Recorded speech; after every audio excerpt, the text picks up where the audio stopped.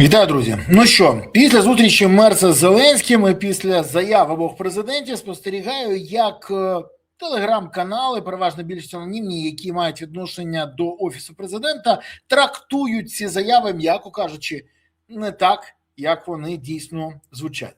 Поясню, про що мова. Спочатку заява Мерца. Ми разом з Україною працюватимемо над тим, щоб зменшити кількість українських чоловіків, які виїжджають за кордон у пошуках притулку. Це абсолютно необхідно, щоб Україна могла себе захищати, щоб була і надалі єдність українського суспільства, і для того, щоб можна було Україну дійсно відбудувати. Канцлер Німеччини Мерц.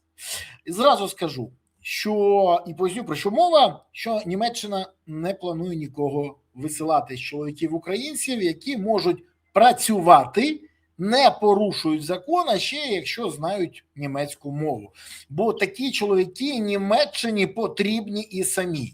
Мова про заяву, не більше. Це заява про те, що ми за все добре проти всього поганого. Для тих, хто не розуміє, поясню.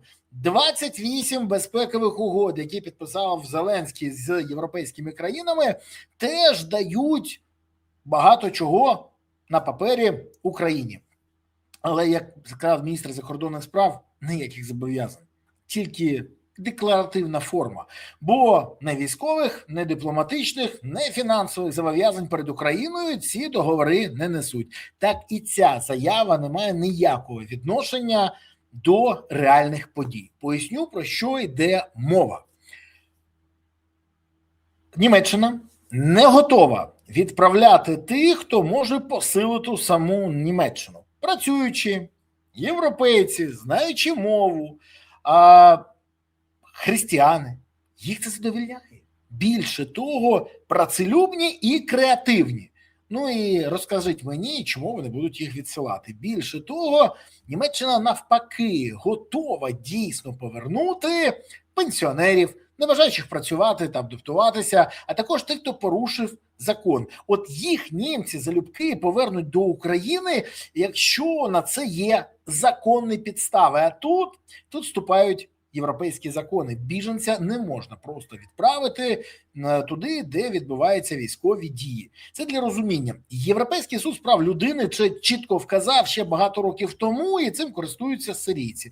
Чому до сирійців це може працювати, а до українців ні, я не знаю, але чомусь телеграм-канали, які пов'язані з Офісом президента, так зрозуміли. Хоча я розумію, що багато хто в Офісі президента сподівається хоч так повернути українців. Замість того, щоб мотивувати, замість того, щоб створити програму мотивації повернення, замість того, щоб дійсно працювати в цьому напрямку, а давайте просто просте рішення. Всіх повернути.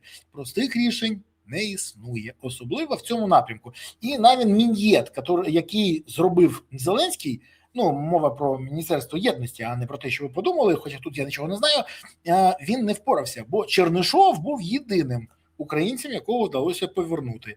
І то завдяки тому, що приймали участь представники ГУРМО і СБУ. Саме тому з-за кордону його привезли.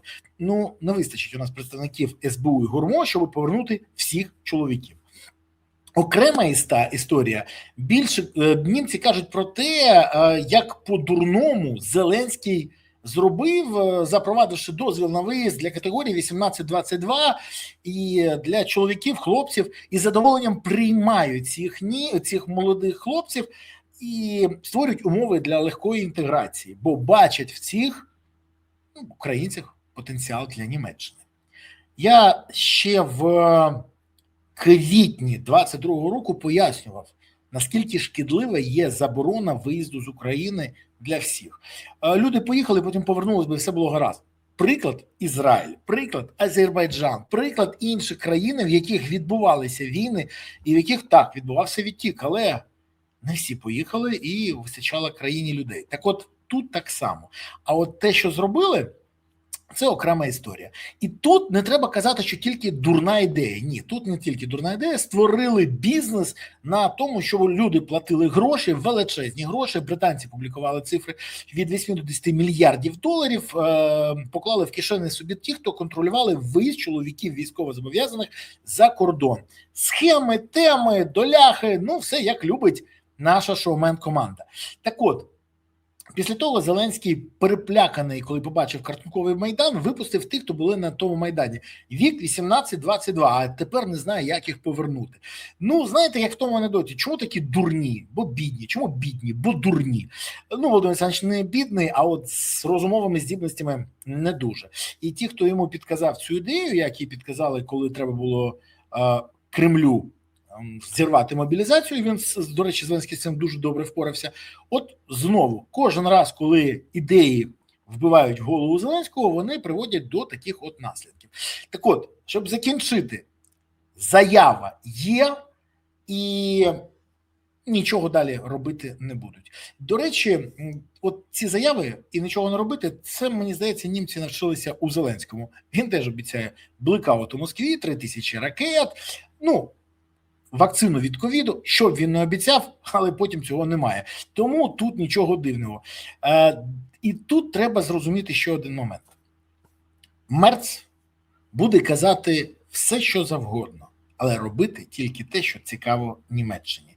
Німеччина сьогодні зацікавлена в тому, щоб асимілювати і щоб інтегрувати в своє цивільне середовище українців, біженців, які можуть посилити потенціал Німеччини. На цьому треба ставити крапку. Все. Ну і останнє, щоб ви розуміли, я поговорив з деякими німецькими політиками, вони кажуть, ну якщо ми таке зробимо, ці українці поїдуть до інших країн, які не проти, щоб працездатні чоловіки, а разом з ними жінки і діти посилили країну. Бо Європа сьогодні майже нікого не утримує, а навпаки, мотивує, працюй. І українці готові працювати, чесно, сплачуючи податки, але чомусь не в тій країні, яку будує Зеленський. Бо їдуть вже не від війни, їдуть від країни, в яку Зеленський хоче створити країну своєї мрії. З прокурорами псевдоінвалідністю, мільйонерами, СБУшниками, суддями на гачку всіх кого завгодно і депутатами, яким все можна.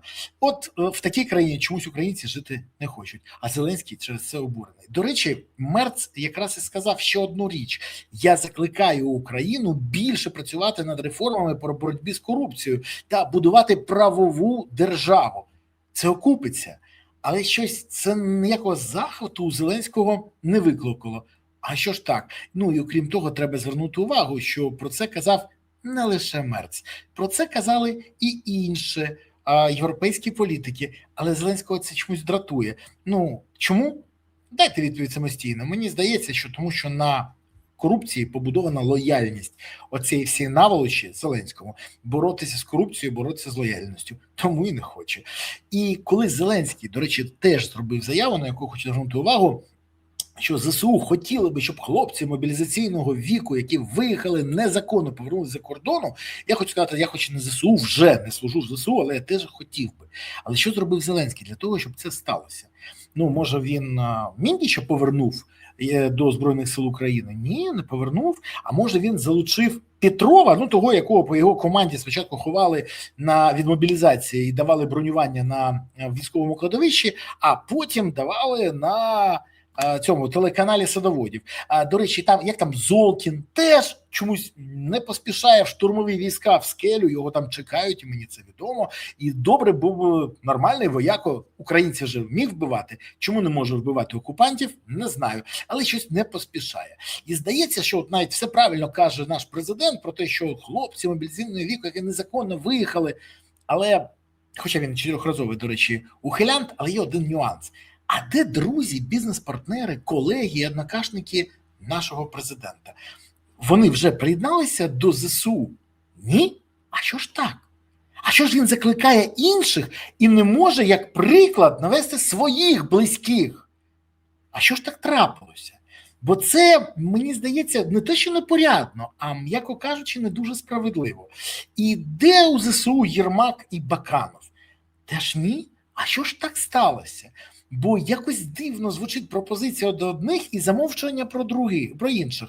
І де там той же самий Саша Трухін? Він все ще тихесенько йде у ліс, десь на Дубайщині чи на Львівщині. А щось трапилось. Де бухгалтер Зеленського? Чому він не приєднується до ЗСУ? До речі, діловодство теж потрібне в Збройних силах. Тому Не бачу нічого, що могло б заперечити. Зеленський при всьому цьому мовчить. Мовчить, як і мовчить, і не звертає, і відокремує себе від ЗСУ. Бачите, як він каже, ЗСУ хоче, а Зеленський хоче. Чому він не звертається? А чому не звертається до тих, хто в країні, до своїх виборців? Не говорить про мобілізацію, не говорить про ТЦК, мовчить. Ну, тому що позиція Страуса нашому президенту доволі приємна і знайома. І з цієї позиції він виходити не хоче. А телеграм-канали Банкової потім розпіаряться як потрібно. Але ж, скільки не кажи, халва в роті солодше не стане. Тому і тут не треба людям вішати локшину на вуха. А правду ви можете дізнатися на цьому каналі, бо я її вам розповідаю. І дякую вам, що ви дивитесь, уважно поширюєте, підписуєтесь і коментуєте. Пишете, що ви думаєте, а також звідки ви дивитесь. Але головне, за що подяка, за те, що ви підтримуєте Збройні Сили України. Це єдина сила, яка може щось зробити для України і гарантує Україні майбутнє. До речі, я закликаю мобілізуватися Збройних Сил. Я роблю те, що боїться робити Зеленський. Ну, тому що він ухилянт і шоумен. А я громадянин і патріот, який служив в Збройних Силах. Зеленський ніколи не приєднувався до Збройних Сил, як і його друзі. От в цьому наша різниця. Він не може казати про те, про що не знає, бо переляканий. Закликаю, приєднуйтесь до ЗСУ, донатьте на ЗСУ, підтримуйте ЗСУ. І от тоді справді все буде Україна. Дякую вам. Па-па.